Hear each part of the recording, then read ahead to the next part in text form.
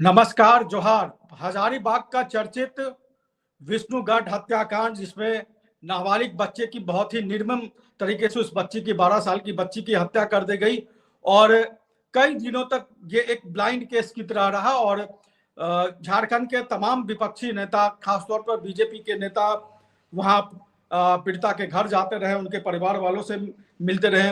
BJP के जो कार्यकारी अध्यक्ष हैं, माफ करिएगा, बीजेपी के जो प्रदेश अध्यक्ष है आदित्य साहू, वो भी बीजेपी के प्रतिनिधि मंडल के साथ गए, जिसमें कि बगोदर के विधायक, हजारीबाग के सांसद, हजारीबाग के विधायक, तमाम वो नेता मौजूद थे। लेकिन उसके बीच ही एक शख्स बैठा हुआ था जो बीजेपी का नेता है, जो इस पूरे मामले में मुख्य अभियुक्त है, मुख्य आरोपी है, जिसको हजारीबाग की पुलिस ने जिसे गिरफ्तार किया। और इसके गिरफ्तारी के बाद जो खुलासे हुए, वो खुलासे चौंकाने वाले थे। और इस पूरे हत्याकांड में पुलिस ने 3 लोगों को गिरफ्तार किया, जिसमें से दो महिला और एक पुरुष। एक महिला मृतका की मां, दूसरी जो जादू टोना, तंत्र मंत्र, भक्का खिलाने का काम करती थी महिला, वो। और तीसरा जो अभियुक्त था, वो मृतका की मां का प्रेमी, जिसका पिछले 10 सालों से अवैध संबंध था मृतका की मां से।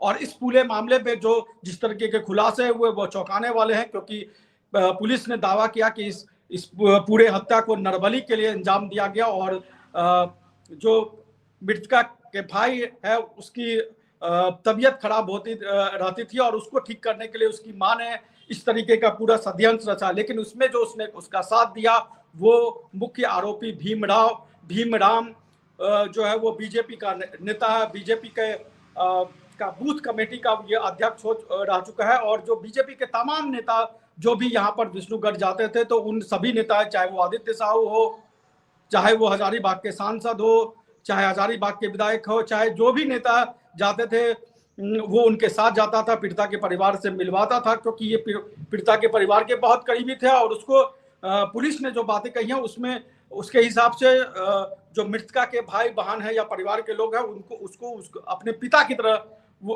उसको देखते थे, क्योंकि उसकी मां के साथ करीब 10 सालों तक इसका अवैध संबंध था। और इस मामले में को जिस तरीके से मुखर होकर इसने खुद, जो भीमराम है, वही इस पूरे मामले को लेकर मुखर होकर वो सामने आया था। मीडिया में उसने तमाम तरह के बातें कही थी, तमाम तरह के दावे कहे थे। उसने यहाँ तक बातें मीडिया में कही थी कि जो जिसने भी इस हत्या को अंजाम दिया है, उसके टुकड़े टुकड़े कर देने चाहिए, उसको फांसी देने चाहिए।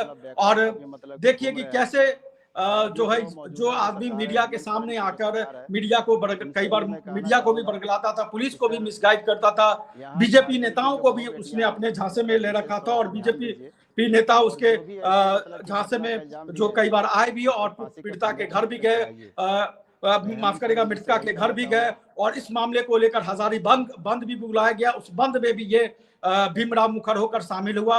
और 3 अप्रैल को झारखंड बंद का आह्वान किया गया था बीजेपी की तरफ से। लेकिन उससे ठीक पहले पुलिस ने इस पूरे मामले का खुलासा कर दिया। और जिस तरीके से इस मामले में बीजेपी नेता का नाम आया, बीजेपी के जो बूथ कमेटी का अध्यक्ष रह चुका भीमराम का नाम आया, उसके बाद मुख्य सत्तारूढ़ पार्टी जो बीजेपी के विपक्ष में है, झारखंड मुक्ति मोर्चा, उसने बीजेपी पर हमला बोला और बताया कि देखिए बीजेपी के नेताओं का चेहरा किस तरीके से, कैसे दुर्गा पूजा में जो नवरात्रा का महीना है, उसमें 24 तारीख को जो अष्टमी का दिन था, उसी दिन, अष्टमी के दिन बच्ची की नरबली दी गई। इसको अंधविश्वास के साथ, इसको अवैध संबंध के साथ और बीजेपी नेताओं के चरित्र के साथ इसको झारखंड मुक्ति मोर्चा ने इसको दिखाया। और इसके साथीपन को देख के किसी को भी नहीं लगता था, ना मीडिया को लगता था, ना पुलिस को लगता था, ना बीजेपी नेताओं को लगता था। जो बीजेपी नेता इसको अपने अगल बगल में बैठाते थे,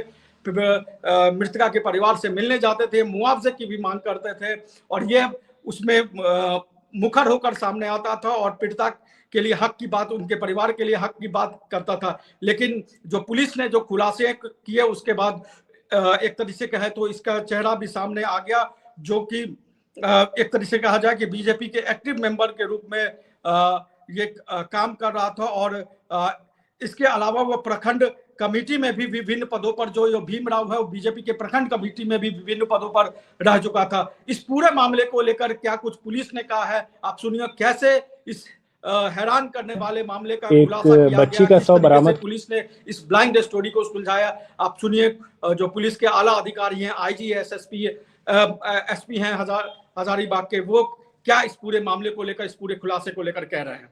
किया गया था जो कि एक दिन पहले ही 24 मार्च को मंगला जुलूस के दौरान मिसिंग हो गई थी।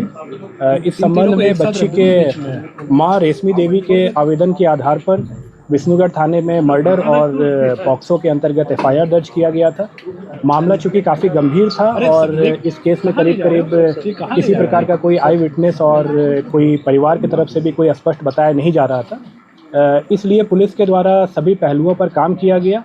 विभिन्न प्रकार के टेक्निकल एविडेंसेस पे काम किया गया, कई प्रकार के फॉरेंसिक एविडेंसेस कलेक्ट किए गए, कई लोगों से पूछताछ किया गया जो कि किसी न किसी रूप में हमें कोई इन्फॉर्मेशन दे सकते थे, सभी से पूछताछ किया गया। अंततः पुलिस के द्वारा इस घटना में सम्मिलित 3 व्यक्तियों को आइडेंटिफाई किया गया और मर्डर कब और कैसे हुआ ये हम लोग अनुसंधान के दौरान पता कर पाए। जो 3 व्यक्ति जिनको कि गिरफ्तार किया गया है उसमें एक मृतका की अपनी मां रेशमी देवी है, उसके अलावा गांव की ही एक महिला शांति देवी है जो कि उनको भगतनी भी कहा जाता है और उनके द्वारा मुख्य रूप से तंत्र मंत्र इत्यादि का काम किया जाता है। और तीसरा व्यक्ति इसमें जो शामिल था वो था भीमराम। ये तीनों एक ही गाँव के रहने वाले थे, भीमराम, और ये तीनों एक ही गांव के रहने वाले थे। और हत्या का जो मुख्य कारण था वो मृतका की मां को विभिन्न प्रकार की पारिवारिक समस्याएं आ रही थी और जिसके सॉल्यूशन के लिए बेसिकली ये इस भगतनी के पास गई थी। और इसी दौरान एक नरबली के दौरान बच्ची का जान लिया गया और 3 व्यक्तियों को जैसा कि मैंने बताया गिरफ्तार किया गया है और इन तीनों के खिलाफ बहुत जल्द हम लोग पुख्ता सबूतों के आधार पर चार्जशीट सबमिट करेंगे और प्रयास करेंगे कि इनको कठोरतम दंड मिले। बच्ची का जिसके बारे में बताया जा रहा है 12 वर्ष की बच्ची थी। कहाँ ले जा रहे हो? हाँ जी बिल्कुल। नहीं, जैसा कि अभी जो कारण बताया गया है मैं बता रहा हूँ, बहुत डिटेल में आपको एसपी हजारीबाग के द्वारा ही बताया जाएगा कि क्या इसमें किस प्रकार से चीज़ें हुई। बट मुख्य रूप से ये नरबली का मैटर था, एक अंधविश्वास का, एक तंत्र मंत्र का ये डिटेल में आपको एसपी बताएंगे कि किस प्रकार से इसमें चीज़ें जो है वो कैसे कैसे घटना को अंजाम दिया गया था, कैसे बच्ची की जान ली गई थी और किस प्रकार से घटना को अनावश्यक रूप से एक अलग रंग देने के लिए खास करके जो भीमराम का मैंने नाम लिया उसके द्वारा इसमें पूर्ण रूप से प्रयास किया। इसके बारे में डिटेल में आपको बताया थे। आप सबको अवगत हैं कि 24 तारीख की रात को कुसुम्बा थाना में एक घटना कारित की गई, जिसकी सूचना 25 को थाना को मिली। 24 को मंगला जुलूस के दौरान जो मृतिका है, एक नाबालिग बच्ची है, वो मंगला जुलूस के बाद मिसिंग पाई गई। ठीक, गांव के कुछ लोगों को ये बताया गया कि घर के सदस्यों के द्वारा कि ये मंगला जुलूस के बाद से कहीं गई है, मिल नहीं रही है और उसको ढूंढने का प्रयास किया गया। कुछ हद तक गांव के कुछ लोग इसमें इन्वॉल्व हुए उसको ढूंढने में। अगले दिन तक बॉडी या वो बच्ची नहीं मिली, तो फिर जब अगले दिन उसका मृत शरीर के बारे में जानकारी प्राप्त हुई, हम लोगों ने इसमें मुख्य रूप से 3 मेन अक्यूज्ड अभी तक सामने आए हैं। इसमें एक खुद उसकी मां है रेशमी देवी, दूसरा भीमराम है और तीसरी एक जो तंत्र मंत्र करती है ओझागुनी जिसको भी कहते हैं, एक महिला है शांति देवी।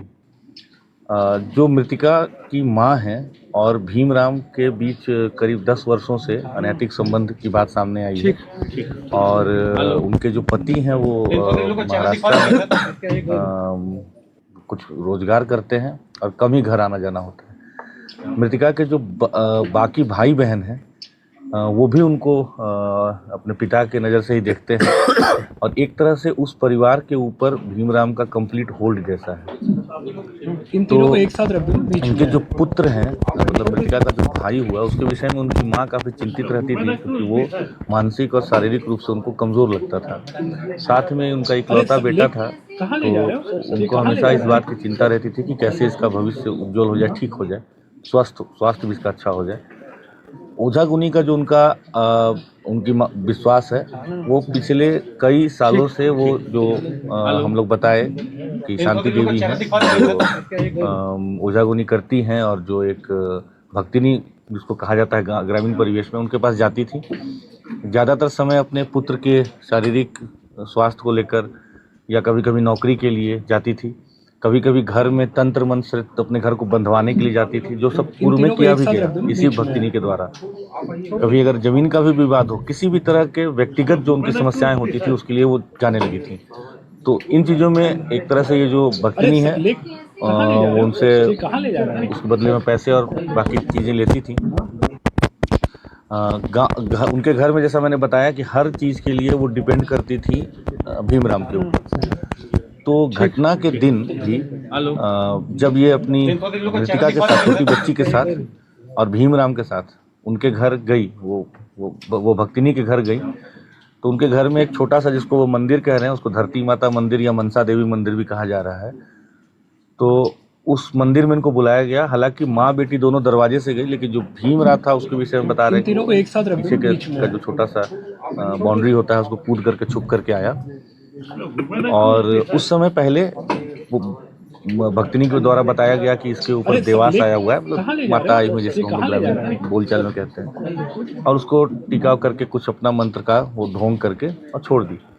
बच्ची वापस से आकर के और जो मंगला जुलूस था उसमें पार्टिसिपेट करने लगी, और भक्तिनी के द्वारा बताया गया कि आप दोबारा से आइए, इसको लेके अच्छे मुहूर्त वगैरह के बारे में बताते हुए कि 9:30 बजे के आसपास के बाद आना है। जब दोबारा से गए तो, और साथ में ये भी बताया गया कि जो हम आज करेंगे, इसका इलाज करेंगे, जो बलि हम देंगे, उसमें हमको एक मेल पुरुष का जरूरत पड़ेगा। इन तीनों को एक साथ रख दो बीच में। माँ इस काम के लिए भीमराम को दोबारा अपने साथ लेके गई और मृतिका को भी लेके गई। उसको, बच्ची को पहले बताया गया कि उसको वहाँ बिठा करके वो मंदिर में, छोटा सा है मंदिर तो कहा जा रहा है जो भी, तो वहाँ पे बिठा करके उसको पूजा वूजा किया गया, टीका उका कुछ किया गया।